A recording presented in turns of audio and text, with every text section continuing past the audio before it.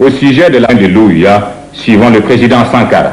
Et c'est pourquoi je voudrais proposer, Monsieur le Président, que nous établissions un barème de sanctions pour les chefs d'État qui ne répondent pas présents à l'appel, faisant en sorte que, par un ensemble de points de bonne conduite, ceux qui viennent régulièrement, comme nous par exemple, puissent être soutenus dans certains de leurs efforts. Exemple, les projets que nous soumettons à la BAD, la Banque africaine de développement, doivent être affectés d'un coefficient d'africanité. Les moins africains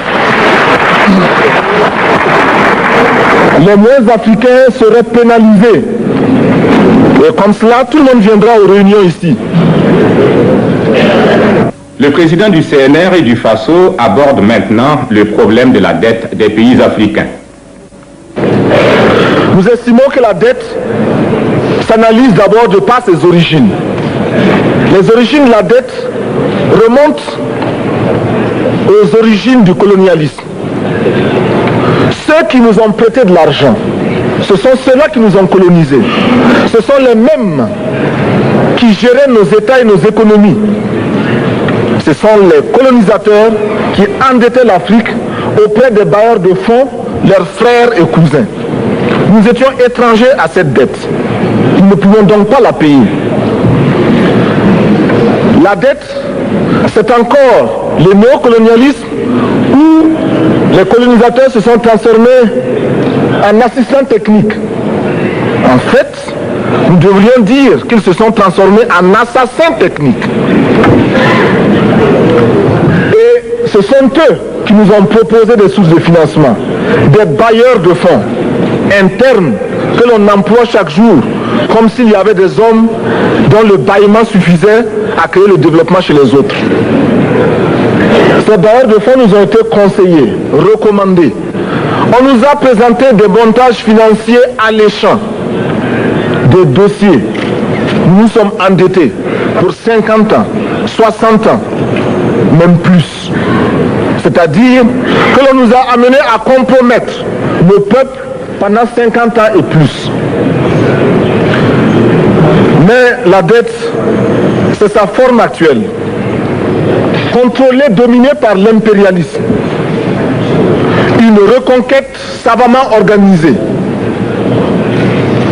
pour que l'Afrique, sa croissance, son développement obéissent à des paliers, à des normes qui nous sont totalement étrangères, faisant en sorte que chacun de nous devienne l'esclave financier, c'est-à-dire l'esclave tout court, de ceux qui ont eu l'opportunité, la ruse, la fourberie de placer les fonds chez nous avec l'obligation de rembourser. On nous dit de rembourser la dette. Ce n'est pas une question morale. Ce n'est pas une question de ce prétendu honneur que de rembourser ou de ne pas rembourser. Monsieur le Président, nous avons écouté et applaudi le Premier ministre de Norvège lorsqu'elle est intervenue ici même. Elle a dit, elle qui est européenne, que toute la dette ne peut pas être remboursée. La dette ne peut pas être remboursée. La dette ne peut pas être remboursée parce que, d'abord, si nous ne payons pas, nos bailleurs de fonds ne mourront pas. Soyons-en sûrs. Par contre, si nous payons, c'est nous qui allons mourir. Soyons-en sûrs également. Ceux qui nous ont amenés, ceux qui nous ont conduits à l'endettement, ont joué comme dans un casino. Quand ils gagnaient, il y avait plein de débats. Maintenant qu'ils ont perdu au jeu, ils nous exigent le remboursement. Et l'on parle de crise. Non, Monsieur le Président, ils ont joué, ils ont perdu, c'est la règle du jeu. La vie continue.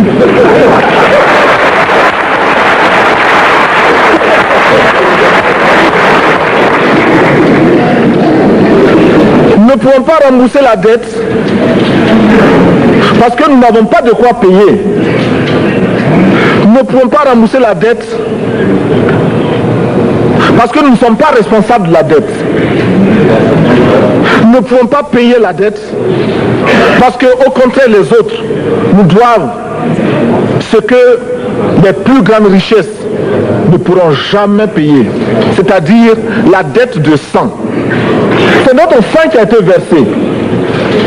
On parle du plan Marshall qui a refait l'Europe économique, mais on ne parle jamais du plan africain qui a permis à l'Europe de faire face aux hordes hitlériennes lorsque leur économie était menacée, leur stabilité était menacée. Qui a sauvé l'Europe? C'est l'Afrique. On en parle très peu.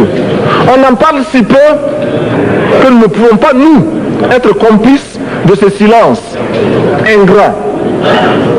Si les autres ne peuvent pas chanter nos louanges, nous avons au moins le devoir de dire que nos pères furent courageux et que nos anciens combattants ont sauvé l'Europe et finalement ont permis au monde de se débarrasser du nazisme.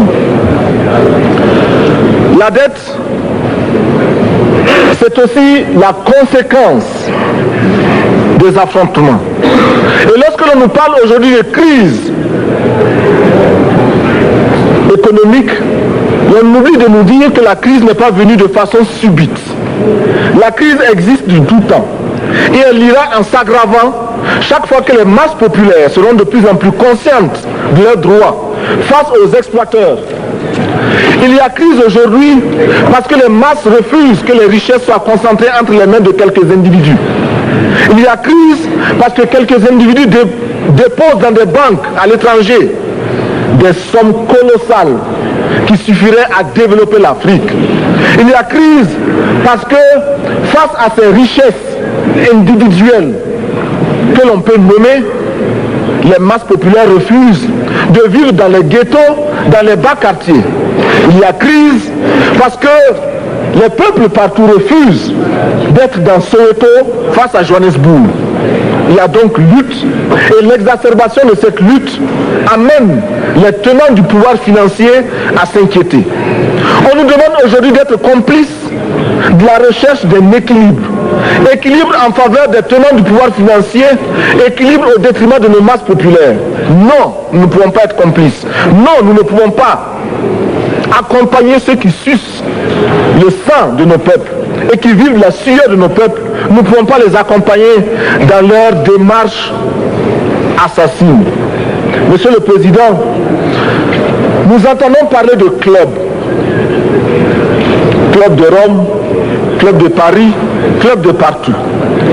Nous entendons parler du groupe des 5, du groupe des 7, du groupe des 10, peut-être du groupe des 100, et que sais-je encore. Il est normal que nous créions notre club et notre groupe. Faisons en sorte que dès aujourd'hui, Addis Abeba devienne également le siège, le centre d'où partira le souffle nouveau, le club d'Addis Abeba. Nous avons le devoir aujourd'hui de créer le front uni d'Addis Abeba contre la dette. Ce n'est que de cette façon que nous pourrons dire aux autres, en refusant de payer la dette, nous ne venons pas dans une démarche belliqueuse. Au contraire, c'est dans une démarche fraternelle pour dire ce qui est. Du reste, les masses populaires en Europe ne sont pas opposées aux masses populaires en Afrique. Mais ceux qui veulent exploiter l'Afrique, ce sont les mêmes qui exploitent l'Europe. Nous avons un ennemi commun. Donc, notre club, parti d'Addis Abeba, devra également dire aux uns et aux autres que la dette ne saurait être payée. Et quand nous disons que la dette ne saurait être payée, ce n'est point que nous sommes contre la morale, la dignité, le respect de la parole. Parce que nous estimons que nous n'avons pas la même morale que les autres. Entre le riche et le pauvre, il n'y a pas la même morale. La Bible, le Coran, ne peut pas servir de la même manière celui qui exploite le peuple et celui qui est exploité. Il faudrait alors qu'il y ait deux éditions de la Bible et deux éditions du Coran.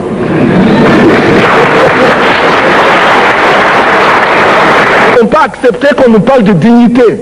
Nous ne pouvons pas accepter que l'on nous parle de mérite de ceux qui payent et de perte de confiance vis-à-vis de ceux qui ne paieraient pas. Nous devons au contraire dire que c'est normal aujourd'hui. Nous devons au contraire reconnaître que les plus grands voleurs sont les plus riches. Un pauvre, quand il vole, ne commet qu'un larcin ou une peccadille, tout juste pour survivre par nécessité. Les riches, ce sont eux qui volent le fisc, les douanes et qui exploitent le peuple. Monsieur le Président, ma proposition ne vise pas simplement à provoquer ou à faire du spectacle. Je voudrais dire ce que chacun de nous pense et souhaite. Qui ici ne souhaite pas que la dette soit purement et simplement effacée? Celui qui ne le souhaite pas, il peut sortir, prendre son avion et aller tout de suite à la Banque mondiale payer. Tous nous souhaitons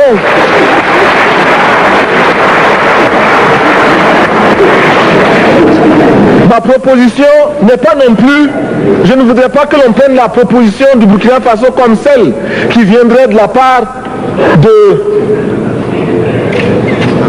de jeunes sans maturité, sans expérience. Je ne voudrais pas non plus que l'on pense qu'il n'y a que les révolutionnaires à parler de cette façon. Je voudrais que l'on admette que c'est simplement l'objectivité et l'obligation. Et je peux citer, dans les exemples de ceux qui ont dit de ne pas payer la dette, des révolutionnaires comme des non-révolutionnaires, des jeunes comme des vieux. Je citerai par exemple, Fidel Castro a déjà dit de ne pas payer. Il n'a pas mon âge, même s'il est révolutionnaire. Mais je pourrais citer également François Mitterrand, qui a dit que les pays africains ne peuvent pas payer, les pays pauvres ne peuvent pas. Je pourrais citer Madame le Premier ministre. Je ne connais pas son âge et je m'en voudrais de le lui demander. Mais c'est un exemple. Je voudrais citer également le président Félix Houphouët-Boigny. Il n'a pas mon âge. Cependant, il a déclaré officiellement, publiquement, qu'au moins pour ce qui concerne son pays, la Côte d'Ivoire ne peut pas payer. Or, la Côte d'Ivoire est classée parmi les pays les plus aisés d'Afrique, au moins d'Afrique francophone. C'est pourquoi d'ailleurs il est normal qu'elle paye plus en contribution ici. Mais, Monsieur le Président, ce n'est donc pas de la provocation. Je voudrais que très sagement, vous nous offriez des solutions. Je voudrais que notre conférence adopte la nécessité de dire clairement que nous ne pouvons pas payer la dette. Non pas dans un esprit belliqueux, belliciste. Ceci pour éviter que nous n'allions individuellement nous faire assassiner. Si le Burkina Faso tout seul refuse de payer la dette, je ne serai pas là à la prochaine conférence. Par contre, avec le soutien de tous, dont j'ai besoin,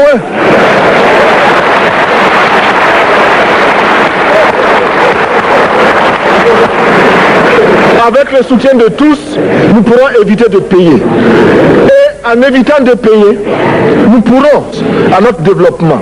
Et je voudrais terminer en disant, chaque fois qu'un pays africain achète une arme, c'est contre un Africain. Ce n'est pas contre un Européen. Ce n'est pas contre un Asiatique. C'est contre un Africain. Par conséquent, nous devons également, dans la lancée de la résolution de la question de la dette, trouver une solution au problème de l'armement. Je suis militaire et je porte une arme. Mais Monsieur le Président, je voudrais que nous nous désarmions. Parce que moi, je porte l'unique arme que je possède et d'autres ont camouflé les armes qu'ils ont.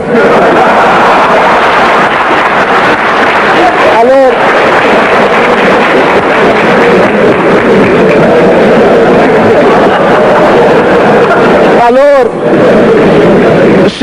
chers frères, avec le soutien de tous, nous pourrons faire de la paix chez nous. Nous pourrons également utiliser ces immenses potentialités pour développer l'Afrique, parce que notre sol, notre sous-sol sont riches. Nous avons suffisamment de bras et nous avons un marché immense, très vaste, du nord au sud, de l'est à l'ouest. Nous avons suffisamment de capacités intellectuelles pour créer, ou tout au moins prendre la technologie et la science partout où nous pourrons les trouver. Monsieur le Président, faisons en sorte que nous mettions au point ce front uni d'Addis Abeba contre la dette. Faisons en sorte que ce soit à partir d'Addis Abeba que nous décidions de limiter la course aux armements entre pays faibles et pauvres. Les gourdins et les coutelas que nous achetons sont inutiles. Faisons en sorte également que le marché africain soit le marché des Africains. Produire en Afrique, transformer en Afrique et consommer en Afrique. Produisons ce dont nous avons besoin et consommons ce que nous produisons au lieu d'importer. Le Burkina Faso est venu vous exposer ici la cotonnade produite au Burkina Faso, tissée au Burkina Faso, cousue au Burkina Faso pour habiller les Burkinabés. Ma délégation et moi-même, nous sommes habillés par nos tisserands, nos paysans. Il n'y a pas un seul fil qui vienne de l'Europe ou de l'Amérique. Je ne fais pas un défilé de mode, mais je voudrais simplement dire que nous devons accepter de vivre africain. C'est la seule façon de vivre libre et de vivre digne. Je vous remercie, Monsieur le Président. La patrie ou la mort, nous vaincrons.